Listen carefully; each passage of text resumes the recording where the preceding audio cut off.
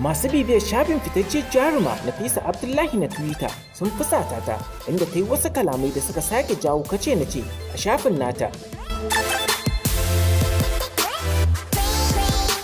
Idan ba a manta ba, a jiya ne bayan sakin bidiyon tsaraicin kawarta Maryam Booth a shafukan sada zumunta, jarumar ta hau shafin nata na Twitter ta dinga faɗa da kumfar baki har da su tura a shari'a.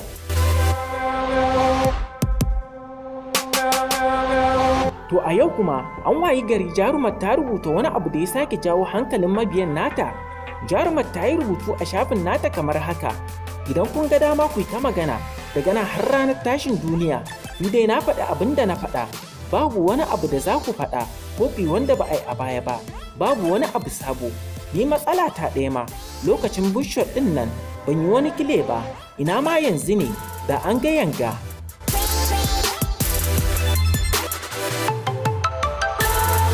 Bayan wallafa wannan rubutu, mutane suka sake yin ja akan jarumar, sai kuma ta ƙara dawowa ta sake yin wani rubutu kamar haka: amma yanzu ma bai ɓaci ba, duk lokacin da na bushi iskata za ku ganni da ɗan kamfai da rigar nono.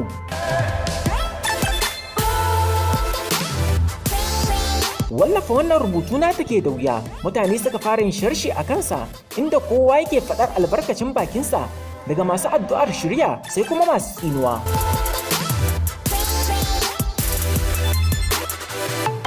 To koma menene ya zafi, an ce maganinsa Allah. Wannan maganganu na jarumar duka suna da nasaba da wancan cin mutunci da tonan silili da aka yi wa babbar ƙawarta.